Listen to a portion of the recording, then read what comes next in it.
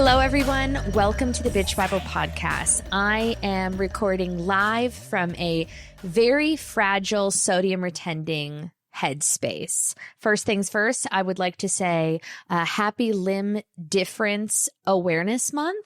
I'm not sure if you got the Google alert. It is Limb Difference Awareness Month. I don't want to put myself at the forefront of awareness for the limb indifferent, but I have been fighting the good fight with one jazz hand for many, many years. One leg, one jazz hand, whatever you want to call it. So this month, this April, celebrate your loved ones with a nub. Secondly, I am emotional this week. I am tender. I'm fragile. I'm feeble. Last night, I took my son to teppanyaki for dinner with my sister, and in attempts to create memories and celebratory moments for me as a single mother, I have found myself in an emotionally fragile state. Teppanyaki does something to me. I don't know if it's the forced celebration of it all. I don't know if it reminds me of my childhood. I don't know if the seed oils and the soy sauce just make me retain more water, and therefore I'm like more on the brink of having a meltdown. I just had a stroke. And on the verge of tears because I'm just retaining so much water that needs to come out from any orifice, preferably the butthole, but usually the eyeball, that I'm just in a bit of a tender state. Andrew has once again left me for dead. And I'd like to take this opportunity at the very beginning of the show to start a rumor. So Reddit trolls, clip this, and I'm going to give you some inspiration. Trouble in Paradise. Jackie Schimmel and Andrew Hawes headed for divorce, ? I fucking hope so, okay? I have been the biggest cunt roaming the Western Hemisphere for the past month. Why, you may ask? Because Andrew has left me for dead, okay? First, she was in England for a week. Then she came home for 5 days. Then she went to Nashville for a week, okay? This is all this month. In London for a week, comes home for 5 days, then goes to Nashville for a week, comes home for 5 days, then leaves for the Masters, comes home for 5 days, then leaves for Nashville. It's not fucking fair, okay? And all the while, he insists that Clyde and I, okay, abandon our routines and resources so that we can go get on a flight and appease him for maybe a dinner and a bath time every evening so that I'm left to tend to the child. So I'm going to take the child out of school, okay, out of his curriculars, leaving me without childcare, housekeeping services, so that I have to play hands-on mom, okay, in a foreign location, just so that we can, meet little Handy Andy for Hattie B's at the end of the day and a little bubble bath while I'm disheveled, left to my own devices like a house-trapped whore. It's not happening. I'm like, Andrew, riddle me this. You want me to go stay somewhere. You want me to stay in either a smaller home or a hotel with a child in a slumber pod, without childcare, without any type of assistance, so that it could be more convenient for you. So that it's more convenient for you because you miss us too much. Well, you know what? Why don't you become a fucking investment banker then? Granted, did I sign up for this? Yes. And most of the time, it's like I've been complaining about this for so long, but I do dream of murdering him with my bare fucking hands. Clyde has been, especially when Andrew is gone, Clyde kicks it up to a level 10. He's become a bit of a fucking bully and he's fucking with me, okay? So basically, the weekends require me just like cleaning up inconvenient messes, okay? I try to shower. He goes, this is what he did this morning. I take a shower. I trap him in there with me. He dumped all of my bath salts onto the floor and then started eating them. So is he going to go eat someone's face? What happens when you ingest bath salts? Remember there was like the bath salt killer in Miami who like ate someone's face off? I'm hoping it's me. I would love a little reconstructive surgery, honestly, but he was just eating the bath salts. They're organic, allegedly Epsom salt. I don't know. Is he going to shit his brains out because he ingested magnesium? I don't fucking know. I don't fucking care. So first he was ingesting bath salts. Then I selfishly went and got us bagels. We were having a little breakfast. I had some pepper out on the table. He reaches up, takes the pepper cracker, throws it on the ground. Now there's just peppercorns everywhere. It's like an au poivre on my marble flooring. Okay. So then I have to figure out where the vacuum is, which takes 15 minutes. I'm texting people. I'm like, where's this fucking vacuum? I took a video of me vacuuming, sent it to Andrew. He's like, wow, what happened? Because just the jarring visual of me vacuuming was I couldn't figure out how to get the handle retracted. They make it so difficult. I'm like, why can't they just put a big red button that says, push this, you dumb bitch? Anyways, I'm vacuuming, I'm cleaning, I'm sweating. The teppanyaki has not sat well with Clyde, so the feces is wild. I'm in my luteal phase. I'm emotional, I'm fragile, I'm feeble, and I'm fucking over it. Okay, I did not sign up for this. And then I think about Nia from the Valley, okay? Also cool, composed, and casual with a little cap sleeve to boot, okay? And those 4 fucking kids in Santa Clarita. And she's always got a lip liner on. Her hair is curled. She is on, by the way, Nia is 2.5 weeks away from fully, losing her fucking mind, okay? And we love her. So pretty, so put together, and just so controlled composure. And I don't understand. Watching it is baffling to me. I'm like, is she really like that? We're going to talk about the Valley. We're going to talk about Coachella. Oh my God, we have so many things to talk about. We have so many things to talk about. Where does one even begin? One last thing I'd like to discuss and just kind of put a pin in the Andrew Haas has abandoned his family story for the decades. Andrew was at the Masters this weekend, which is his whole personality. And I don't really understand, why can't you have your phone? Why are you drinking grape juice? It's a whole thing. He hasn't even unpacked the merch from last year. We have bags of merch, okay? And we've already gotten the other shipment. All he wants to do is go there and get ugly pastel polo shirts for him and everybody he's ever fucking met, and visors. And he got me a coral visor and a teal pair of frilled socks. I said, Andrew, who the fuck is this for? Okay. Save your money and hire me something. Get me a massage. Get me anything else. Okay. Get me an enema. Get me a gift card to the local teppanyaki restaurant so I can go cry into a fried rice. I don't need a fucking coral visor. Okay. What am I going to put on a Bermuda short and get a chopped salad with a fucking visor? Wrong girl, okay? So the merch is inflowing, and he's just, every time we talk after the day of the fucking golf, he's glowing. And he's like, it was the best. And I'm like, what? Grow up. What a fucking loser.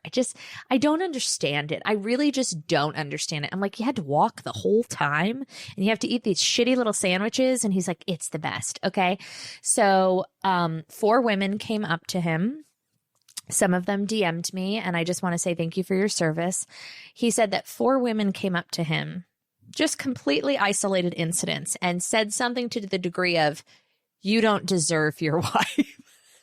He said that he was just having a sandwich, chilling with the broskies, looking out into the open green, and some girl crouched down. I got to get her name. Please show yourself. Please DM me because I'm going to send you a gift basket, okay?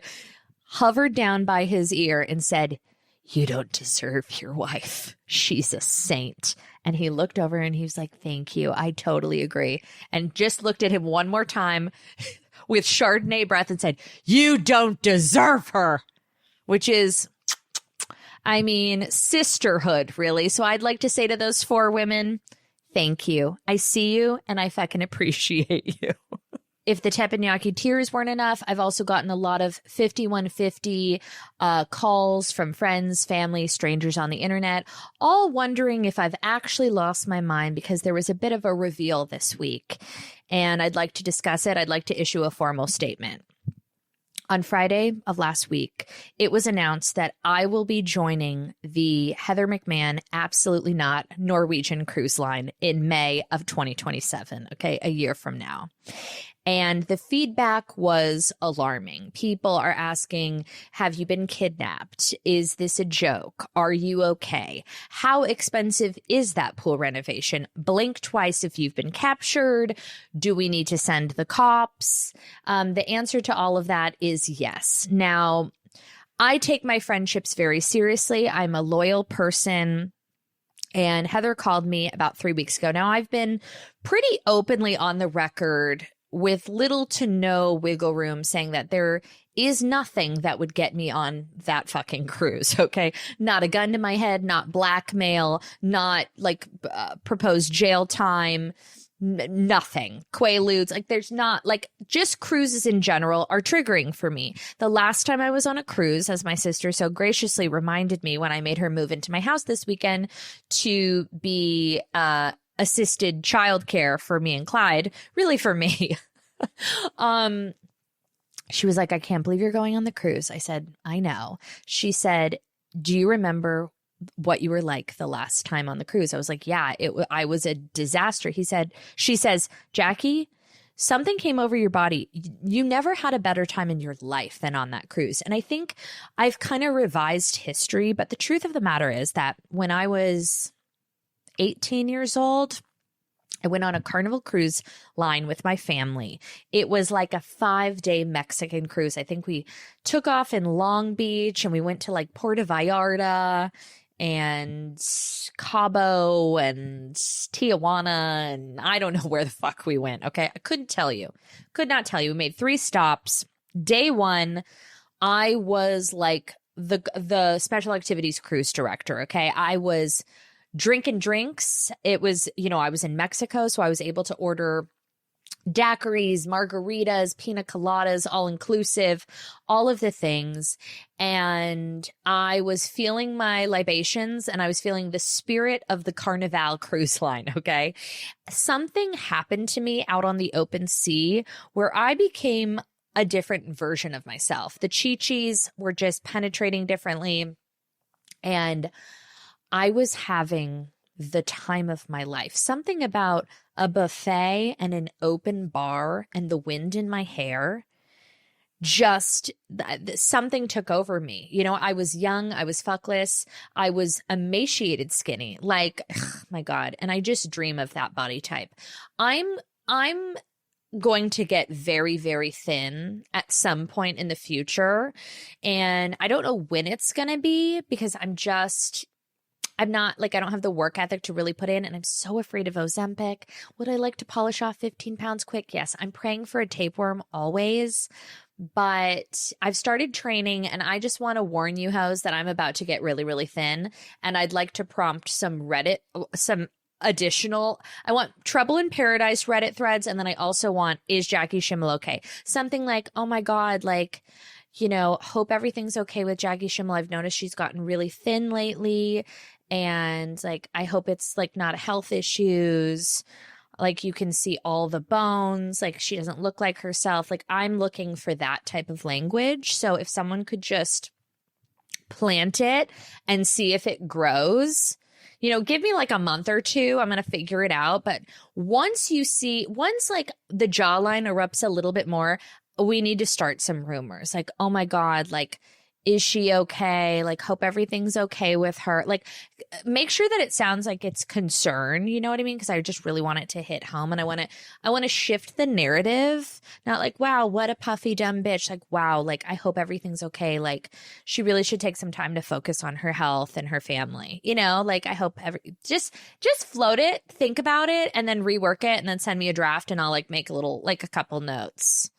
But it needs to come from like a place of concern for my health.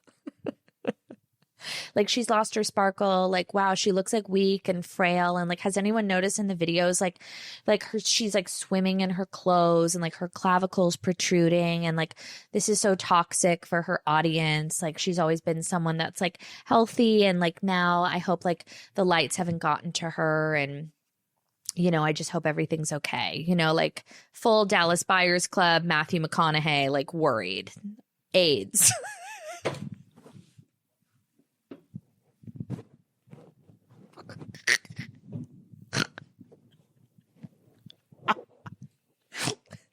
Don't cut it out. Don't cut it out. It was the wrong show. We don't cut things out. What was I saying? Oh, God, it's so hard to run the clock back after that. Really, though, like, what was I saying? Okay, no, we're back. AIDS, the cruise. Okay, well, I'm back. I'm back on track, baby. Maritime law.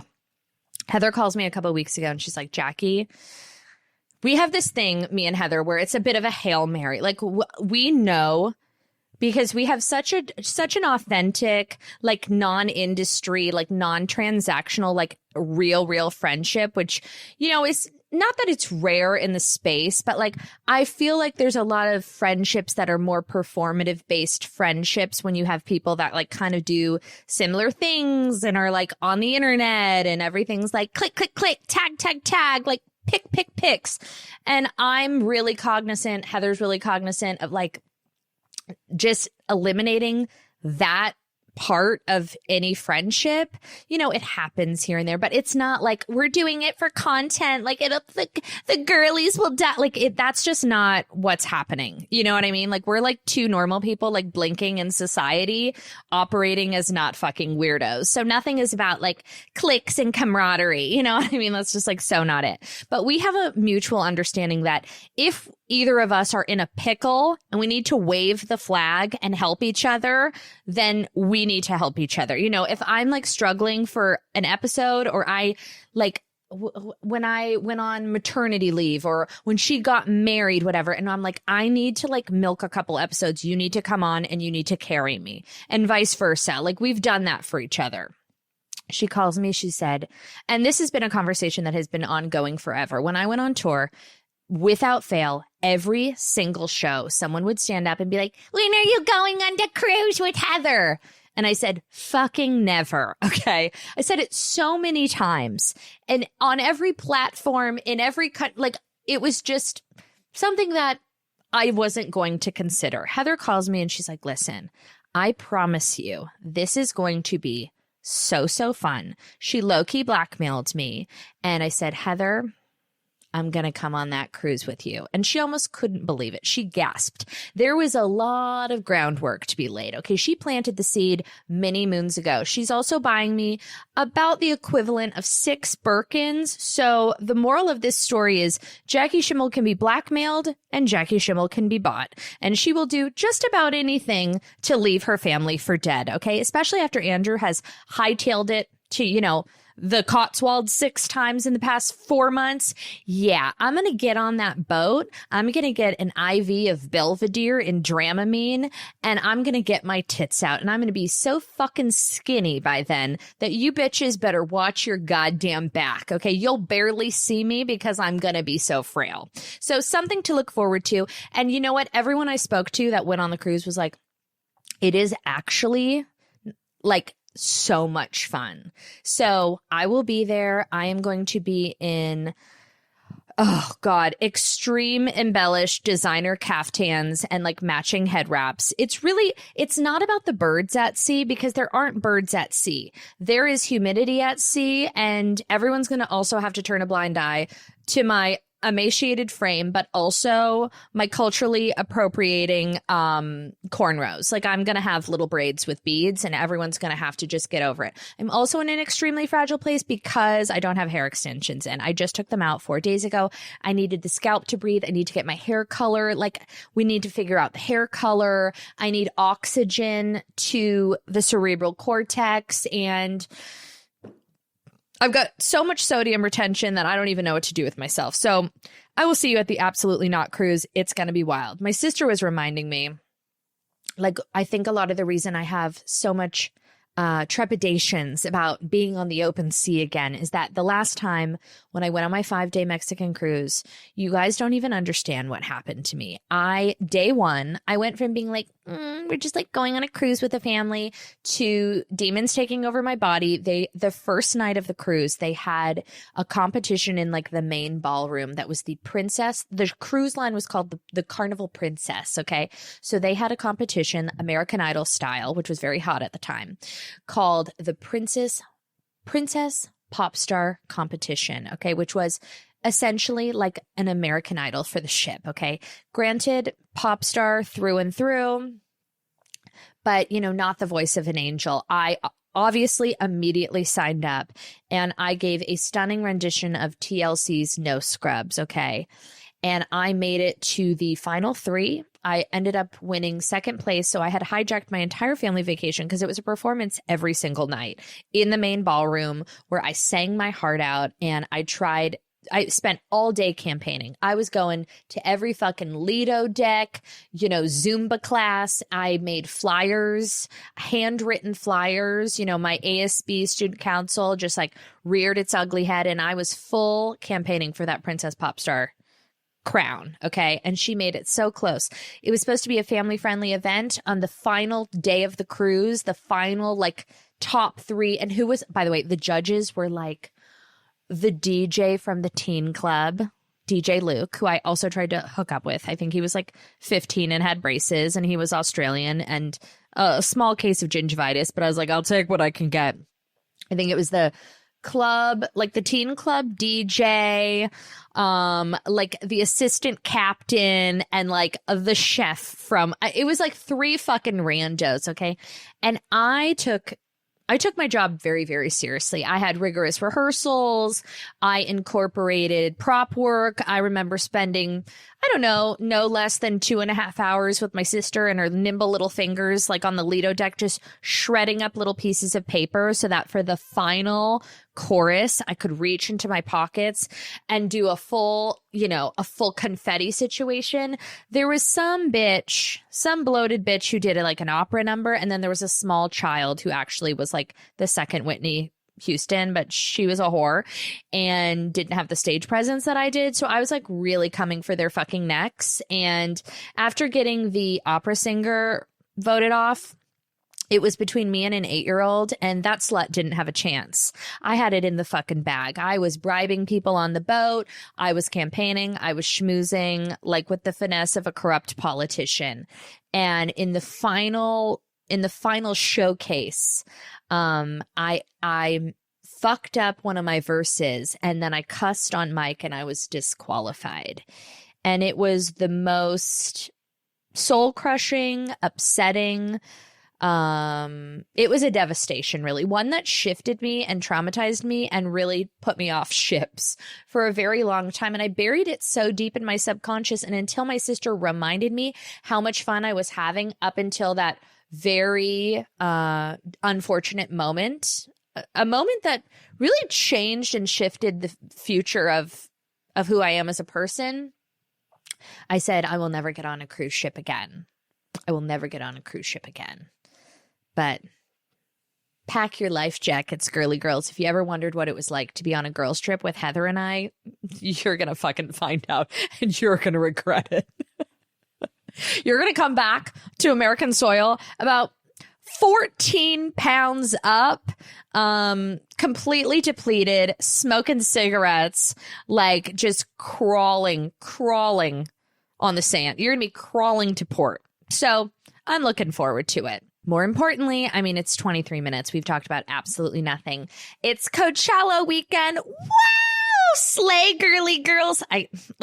God, I'm so old. Andrew and I were going to go to Coachella perhaps next weekend, or maybe we'd stick it out till Stagecoach. You know what's really crazy, which is like something I should never admit publicly, but here we are. We were going to bring Clyde to Coachella, not for like the whole thing. Everyone's like, Jackie, that's terrible. Okay, I'd like to just go on record. I mean, not to break the fourth wall, but the way we go to Coachella, you know, it's like different. You know, we're not like hauling through the desert. We would like go through. It'd be very easy. We'd park.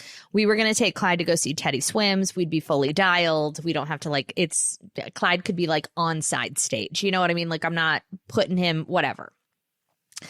We thought about it.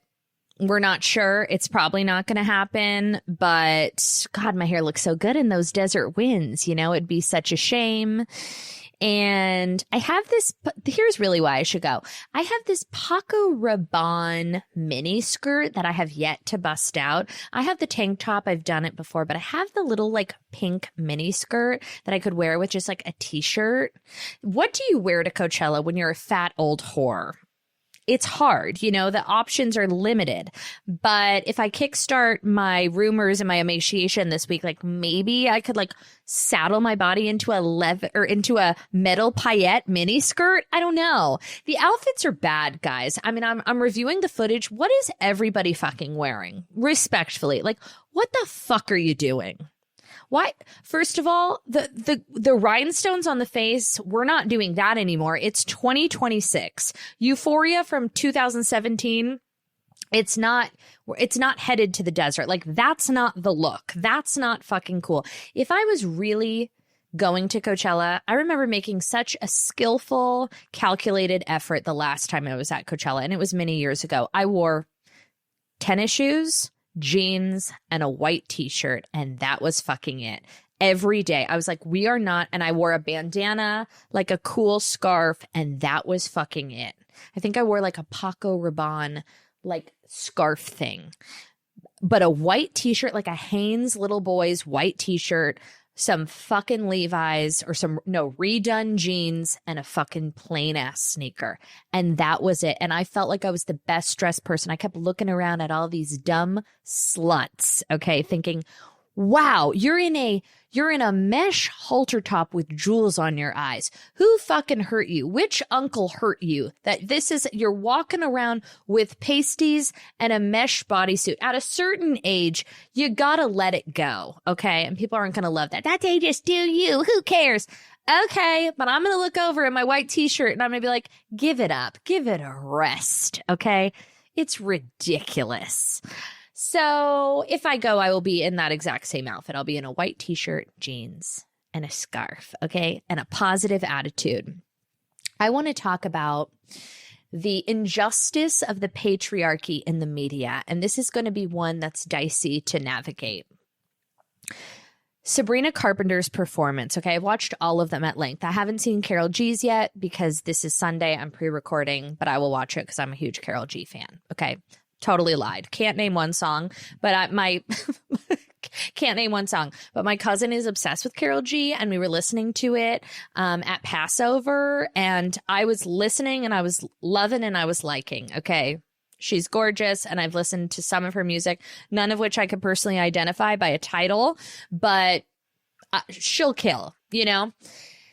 Sabrina Carpenter's performance was a masterclass in showmanship and just star power, okay?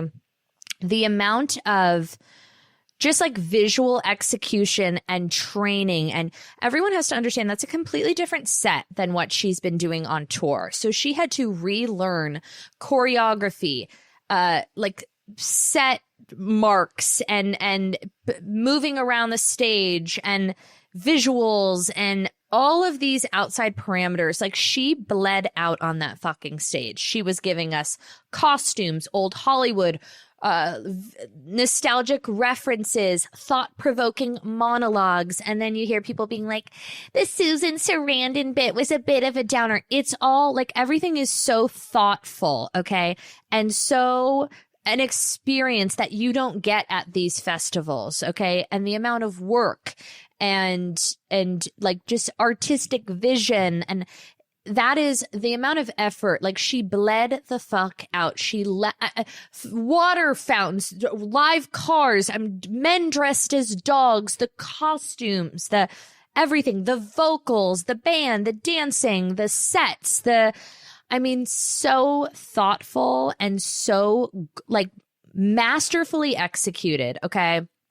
Like, sorry you had to listen to Susan Sarandon play an older version of, like, it all made sense. And then you get Justin Bieber, God bless him. Okay. I watched his set, and he is, swaggy, as the kids say, and vibey and cool. And he's got great songs, but he's laying on a Skylark orthopedic insert. He's laying on an orthopedic foam insert with no band, a backtrack, and he's singing. When he put on Where Are You Now, the Skrillex song, could he have given us a jump? He's perched at a computer playing YouTube videos. And for people who are like, no, he was healing his inner child. That's a leap, okay? That's a reach. That's a creative reach. And I understand that the Bieber fans, they've been so deprived of any live performances and kind of like a connection with him on a stage that they're going to take what they can get. And I hope they had the time of their lives.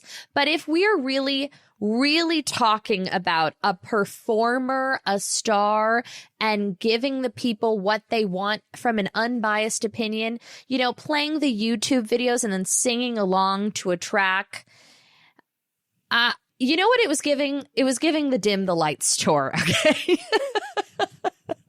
I don't want to say that Justin Bieber jacked my shit, but did I stand on a stage regurgitating old childhood videos for cash? You're damn right. But I was hitting you with a little razzle dazzle in between. Him just kind of being like, it's not clocking. I'm standing on business. Baby, baby, baby. Oh, like jump, connect, dance. Give us something. I need some energy. I was watching with Clyde, and I am training him to be, you know, he wants to be a rock star. If you ask Clyde what he wants to be when he's older, he says rock star. He goes, Daddy, make me muchach. Daddy, make muchach. So he's like, listen, I will have him in. Tina Knowles has seen nothing yet. I will have this guy high kicking and shaking his tits like you've never fucking seen. When I watch someone perform, okay, as a non-performer, I need energy. I need connection. I want you to bleed the fuck out. You have to act like you're having the time of your life. Like, jump, dance, give us a fist pump in the air, a little razzle dazzle, but just to hover over a computer with your hood on, it's very... there's a generational disconnect for me, okay? I want to see a kickball change and a sweat and a corset and a sparkle and a this and a fire and give us what we want. Feed the people. Good hair days really do come few and far between for the old chimster. So on the days when I've got a fresh blow dry and I don't look like a sewer rat, I really like to soak it in, okay? When your hair looks and feels healthy, you just pop off the pages differently, okay? You're more confident, you're more relaxed, you're not constantly checking mirrors or adjusting your weave, okay? That is why I love Nutrafol so much. Nutrafol is the #1 dermatologist recommended hair growth supplement brand, and it's the #1 hair growth supplement brand personally used by dermatologists, okay? Nutrafol's hair growth supplements are peer-reviewed, NSF certified for sport, clinically tested to measure improvement in hair growth, quality, and strength, okay? It's also not a one-size-fits-all approach. They offer multiple formulas for men, for women, different life stages, postpartum, menopause. I took Nutrafol after having Clyde, and it changed my life. Like, I swear by this product, and you will too. If you have not tried it, this is not a gimmick. Please try it and give yourself the ultimate gift. Let your hair be one less thing to worry about. See visibly thicker, stronger, faster growing hair in 3 to 6 months with Nutrafol. For a limited time, Nutrafol is offering our listeners $10 off your first month subscription and free shipping when you visit Nutrafol.com and enter promo code Bible. That's Nutrafol.com, spelled Nutrafol.com, promo code Bible. I just think it's hilarious that Justin Bieber is like deemed like the messiah of the Coachella Music Festival for just like blinking and like singing to a track, and Sabrina Carpenter is literally like suspended in a chair with a water fountain, flipping her legs up in the air, like just a masterclass on artistry. And they're like, the monologue of Susan Sarandon was a little long. Okay, fuck off. Like, come on. Also, just a sharp right, because I've been seeing so much Coachella footage and like outfits and looks of the day. I think about this a lot.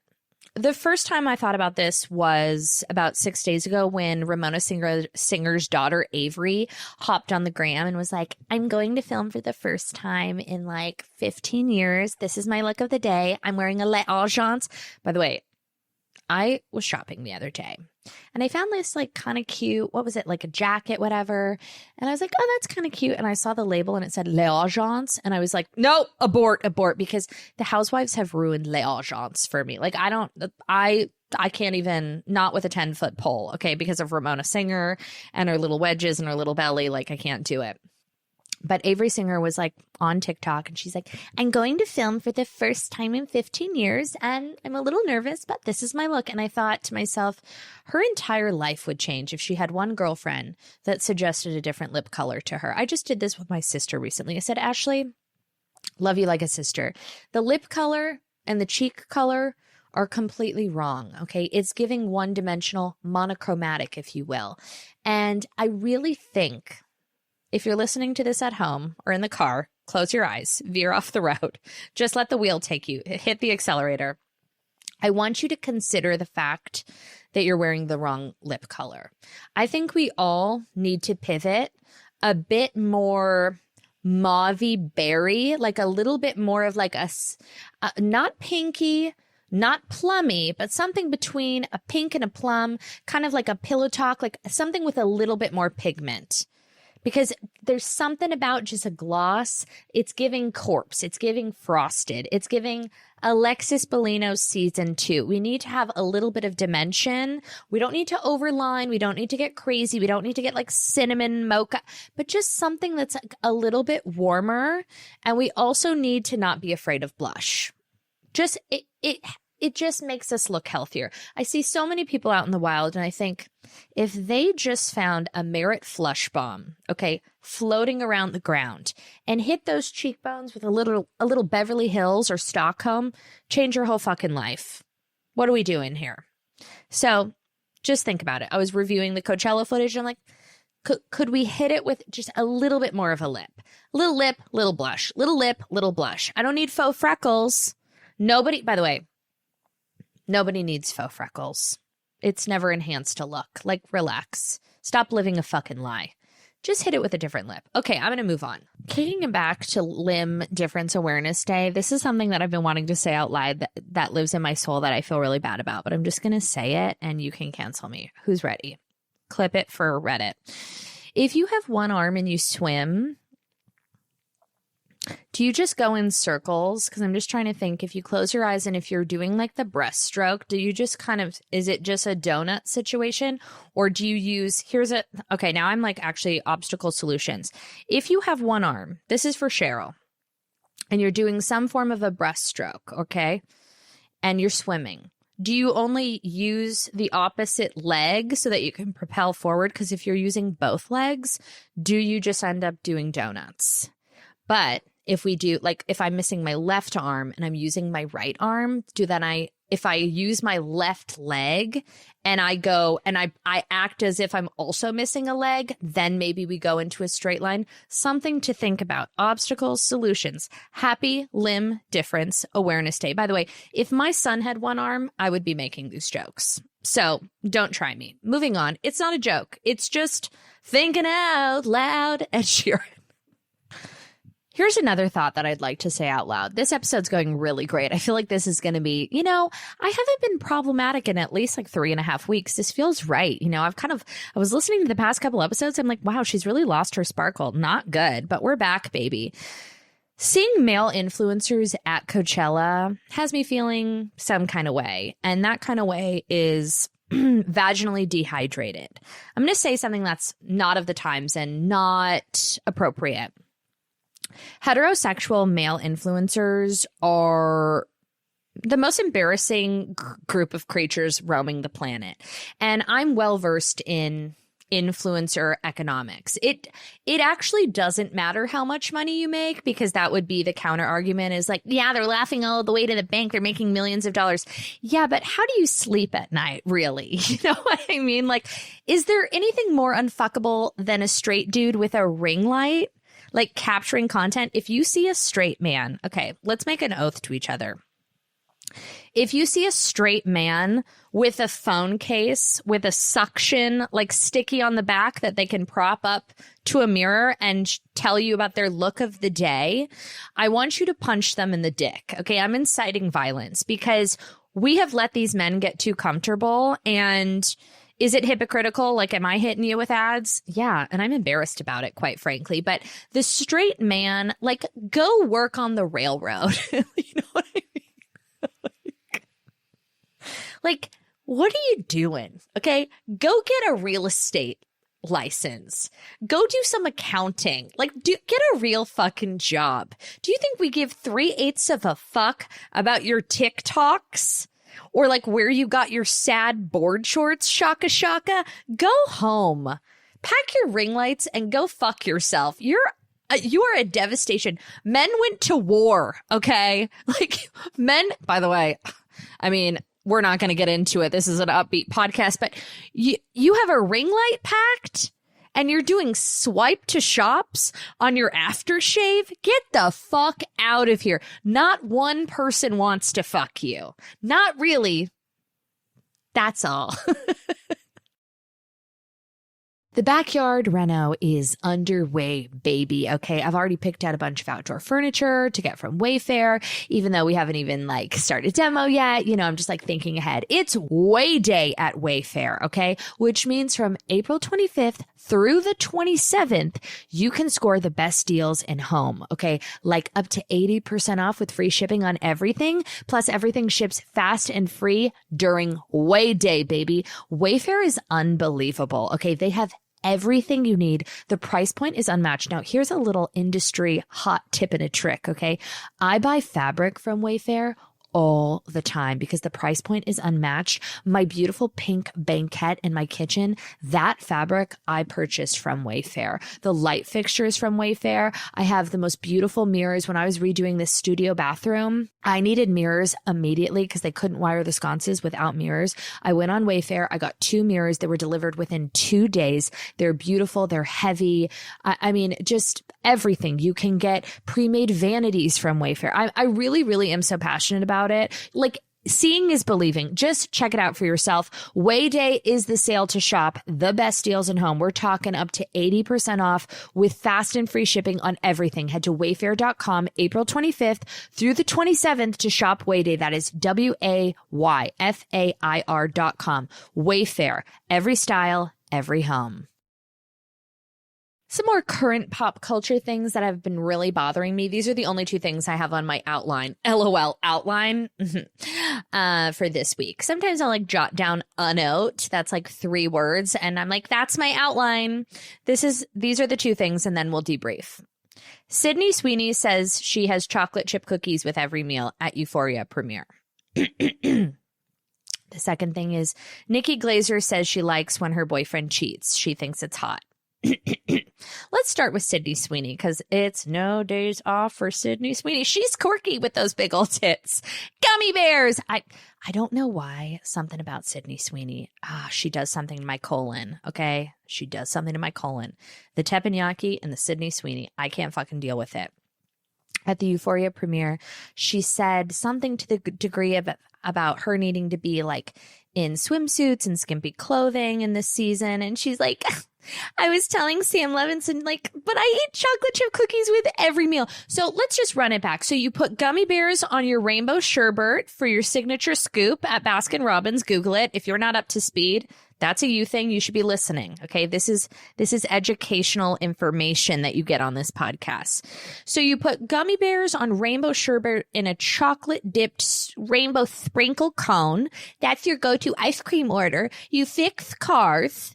You have a Poly Blend lingerie brand and you eat chocolate chip cookies with every single meal. I wake up, I have chia seed pudding, and then I have a chocolate chip cookie. For lunch, I have a Greek salad, and then I have a chocolate chip cookie. For dinner, I love pasta, and then I have a chocolate chip cookie. You have 3 chocolate chip cookies every fucking day? No, you don't. I have a chocolate chip cookie with every meal with that tight smile. Get the fuck out of here. If that is true, let's play devil's advocate. If that is true, shut the fuck up, okay? And if it's not true, shut the fuck up. You're having I have chocolate chip cookies with every meal. No, you don't. No, you don't. I haven't had a chocolate chip cookie. That's a lie. I had a chocolate chip cookie 3 days ago. I got it from Erewhon, the Mad Chip chocolate chip cookie. Kind of nice, kind of thin, kind of crunchy, good with a reheat. And you know what? I won't have one for another fucking 2 weeks, okay? Because I'm trying to get a Reddit thread going. And I want people to fucking worry about me. If I have a chocolate chip cookie 3 days a week, I'm living the goddamn dream. Nobody's having 3 chocolate chip cookies a day, Sydney Sweeney. That's why Sydney's... Honestly, am I kind of good at impressions? I feel like it's an untapped talent that I'm exploring. All my best impressions are of people in my personal life, so I can't really do them, but you would die. They're so good. I find this to be bad for women, anti-feminist, just really, you know what it is? It's fucking stupid and it's annoying. That's what it is. It's just fucking annoying. With their signature scoop. And the big tits just bopping around. Like, okay, we're good. It's fine. Like, it's fine. But thanks. Now let's get over to Nikki Glaser. I have not met Nikki Glaser, but I've heard great things. I think she's so funny, so talented. Okay. Nikki Glaser says she likes when her boyfriend cheats. I want a guy that other girls want. Okay. That's great. That seems really cool and bohemian and evolved. And, you know, she's on the road a lot. Maybe they have obviously, I don't even know if it's considered cheating if she knows that it's happening. If I'm being really honest, and I would say this to her if she was my friend, it reads a little like toxic insecurity, kind of that push-pull of like the thought of him being with other women and being adored with other women, like makes you want to win him and then you get to bring him back. I don't know. There's like some psychological aspect to that I don't really understand. However, I would just like to go on the record and say this. And I mean this so sincerely. And I say this to Andrew all the time. And I'm not fucking joking. If Andrew so much, I mean, he's not on social media, but if Andrew even sent somewhat of a flirty text to another female, like a winky face, I've said it so many times, but you have to know, like, I am not fucking joking. This household is a zero tolerance policy. I would break this family up in 2.5 seconds. There would be no second chances. I also know thyself. I would bring it up every single day for the rest of eternity. If Andrew did anything nefarious, even mildly nefarious, I would bring it up. First of all, I would tell everybody. It would be day one. I'd be on this mic. I'd be like, bonus episode, bonus episode. My husband's a dirty dick dog. Like, it would be there. I would never protect him. I would tell everyone. I would burn the fucking house down. And he knows this about me because I have follow through. Jackie Schimmel doesn't say these things and doesn't execute. I will execute. Oh boy, will I execute. Okay. Put your dick in a blender and serve it to you with a chocolate chip cookie. Even if there was one flirty text, okay, an inappropriate DM, a liking of a bikini photo, any of that sort of behavior would not work under my roof. And it's not because I'm insecure or territorial or whatever. I just don't fuck like that, okay? I don't fuck around. You open the floodgates. Absolutely not. And the foundation of this marriage and this family life and this home is zero tolerance policy. It would never work. I would never forget. I would never forgive. I would bring it up. I would tell everybody with a pulse, okay? Instantly. There would be no secrets. There would be no protecting. There would be no rehabilitating or therapizing to keep this family together. You know what I say to Andrew? If you do one fucking thing, even if you think it's nice and I interpret it as inappropriate, you will never hear from me again. I will have my lawyer Fran reach out to you. I will cut off all communication and I will alienate your child against you. Okay. I will tell him everything. I will tell everybody everything. So don't fucking try it. And you know what? Never say never, as Justin Bieber once said. I think this man is scared of me. And that is the dynamic in my relationship that I think will bring us to the finish line. Okay. Because I don't fuck around. So I can't relate to this. Now, by the way, I want people to want to fuck Andrew. Okay. He's adorable. He's kind. He's successful. He's talented. That's why I fucking married him. But those eyeballs, those retinas don't veer from my retinas. Okay. We're not doing, he won't even, like, we've been at dinners, start the Reddit thread. Jackie Schimmel's a monster. We've been at dinner tables with all of our friends where we talk about a hall pass and Andrew's like, I do not have one. He would not even, I'm like, it's okay. Just say. And he's like, no, I really don't have one. Like, he won't even like watch a movie and be like, wow, she's so, like, he would never be like, oh my God, Margot Robbie's so hot. Like, he would never say something like that. Like, because he knows, not that I would really care so much about that, but like, it is ingrained in his system that that is disrespectful. And he, you know what he says to me? We'll be like watching a movie. He'll be like, you're so, like, oh, I'll be like, God, Margot Robbie's so gorgeous. This is why I married him, because this is what my dead mother used to do to me. And it's not true. He's lying, but I appreciate it, you know? I'll be like, oh my God, Margot Robbie, like, could you die? Look at her face. She is the most gorgeous woman roaming the planet. And he'll look at me and he'll go, you're prettier than her. And I'm like, that's everybody. Like, I know without a doubt, like everybody, like Helen Keller knows that's not true. Like that's just factually incorrect. But like, love you for saying that. You pass, green light, gold star on the forehead. Okay, well done. My mom used to say the same thing. I'd be like, oh my God, so-and-so so gorgeous. No, she won't age well. You'll be beautiful forever. Like everything. And I was like, no, Mom, like these are isolated events. Like I'm just making a comment. You don't have to make it like I'm comparing myself. I'm a very self-efficient, like I'm not a self-efficient, but I am self-efficient. A very self-assured person who doesn't get a lot of self-esteem from aesthetics. Obviously, look at me. Okay, I got strangers on the internet telling me I'm ugly on a semi-regular basis. It doesn't penetrate the surface. It Teflon titties barely registers for me. I'm like, you're wrong. I'm like, literally, you're blind. Are you blind? And yeah, so Nikki Glazer, like, wish you well. Love that for you. So cool, so bohemian, like, so whatever. But yeah, does that fly in this house? In the Church of Bitch Bible, we do not co-sign on that. Wait, also bringing it back to toxic skinny culture, did you guys see that they made the American Girl dolls less Zoftic? They made the American Girl dolls skinnier. They got on Ozempic, and little Samantha and her butt fucking bangs. Okay, who's Samantha? Is Samantha the waspy one?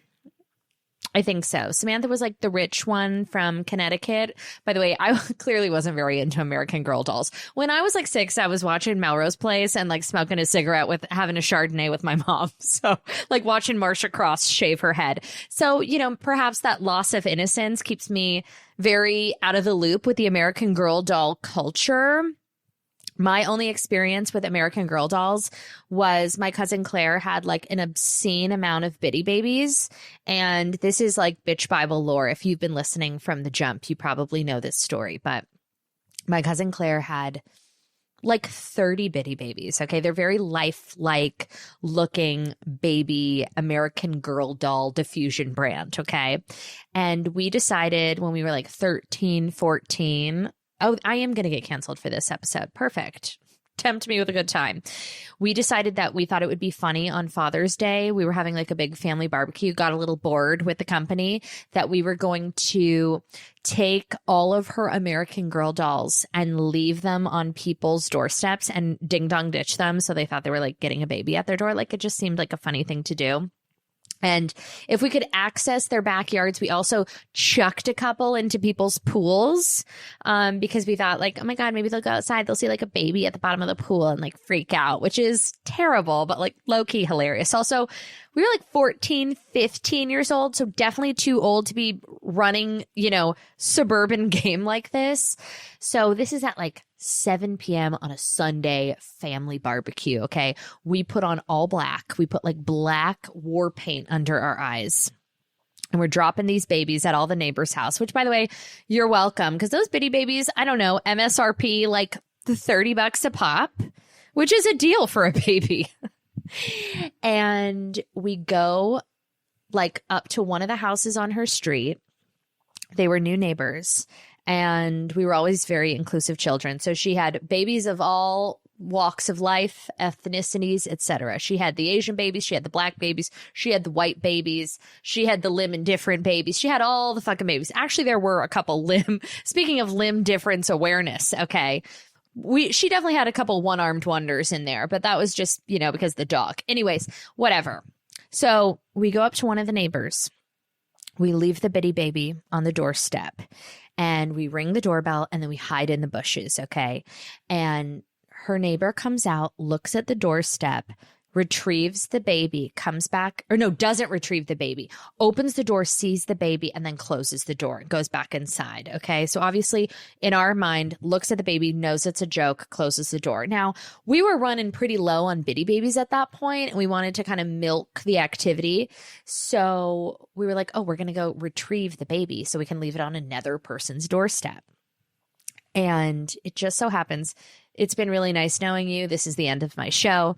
So we were switching off. If somebody didn't answer the door or get the baby. We were kind of like switching off who would have to go run up and retrieve the baby. Because when you're ding dong ditching, to reapproach the door is risky. Okay. So my cousin Claire goes to get the baby back so we can leave it on the next person's doorstep. And as she's coming down the driveway, now I'm hiding in a rose bush with war paint on. Okay. We've got like black, basically what I'm wearing right now, like black hoodies, whatever. At 7 p.m. in a, upper middle class, like suburban neighborhood. As she's coming down the driveway to meet up with me so we can go to the next house, this man comes out of the side yard with a knife and a phone, with a knife in his hand. Okay. We're 14 years old, turning 15. And he says, "Who sent you?" And my cousin is like, like we are jilted at our core. Okay. We are stupid, like living in a different, this is the scariest thing that's ever happened to us. Okay. We are living in a bubble of privilege and naivete, if you will. So I see all this happening. Now, if I was a real piece of shit, I would have just bolted back to the house and had a hot dog. But I was like, my sister in crime is being held knife point and the sun hasn't set. Okay. It's May, June, whatever. Like it is literally daylight saving. The sun is still up. Okay. And we're running around the neighborhood like two fucking idiots. He says, "Who sent you?" Now, coincidentally, somebody at the very same time, like some teenagers drive by, like gunning their car that looks like a getaway car. Okay. He's now on the phone with the police. He's like, "Who sent you?" I pop out of the bushes trying to save her. And I go, it with war paint on my face, same as her. I go, "The ding dong ditchers went that way. We were trying to catch them. They were doing the same thing to our house. We got to go get them. I don't know. They went that way." And the guy looks at me and he says, "Get on the ground. Do not move. Sit down." So now we are both crouching in front of his garage. He has a knife in his hand. His wife comes out and is like, "Honey, like calm down." He's like, "I'm calling the police. I'm calling the police." We're like, we were just, blah, blah, blah. So what happened was, this is so bad, but this is what happened. And I live without secrets. It's already out there. By chance, these new neighbors that had just moved in, they had lived there for maybe a month and a half. Okay. My cousin had never met them. They're new to the neighborhood. They had moved from San Francisco because of hate crimes in their neighborhood. Okay. They were a young Asian family with 2 young daughters. I'll never forget it. It was, by the way, you want a girl to stop ding dong ditching? Hold them knife point, okay, in suburbia at 7 p.m. on Father's Day. It'll jilt you to the core. I was like, got it, copy. This is the universe sending a message. Too fucking old to go ding dong ditching. They had moved to escape a hate crime. Okay. And we're trying to start over in a new neighborhood with like fun loving suburban families, an inclusive neighborhood. And here are these 2 dumb white girls in war paint, ding dong ditching, leaving baby. Like they thought it was like some form of a hate crime. And the cops came and the wife was so sweet. She was like, "I'm sorry, my husband's really paranoid. We've experienced," like she was like kind of making apologies for him. The cops come. Okay. They said, "Where do you live?" And we were like, and now we're just fighting for our lives. I'm like, "We just lived down the street. We were Father's Day. We just thought it would be funny to throw the babies in people's pools. We were ding dong ditching. Please, we're not going to jail, Ellery. Oh my God, where are we?" And now we're hysterically crying, freaking the fuck out. Okay. So we run.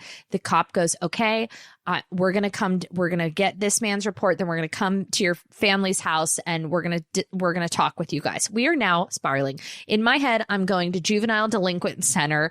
I'm going to be locked up. Orange is the new black. Like I'm, a lifetime in prison. Everything is flashing. I'm going to get kicked out of student council. Like my life flashed in front of my eyes. This man is holding a knife. We run home. Okay. We hadn't even had dinner yet. We run home and we're in shambles. And my dad and my grandpa and my uncle, they're all like, whoa, girls, what the fuck happened? By the way, we still have a trash bag of bitty babies that we've been schlepping all over the day. We just have a bag of these fucking dolls.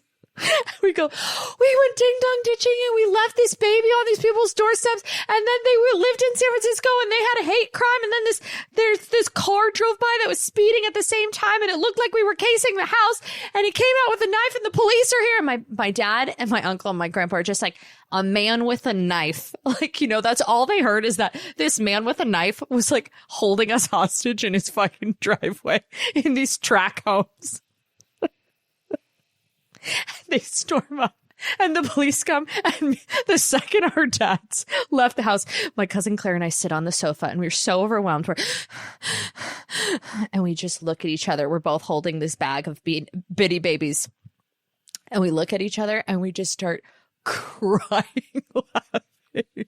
But we're like, we got to lock in our story. Now, like, what we did is wrong, but how are we getting out of jail?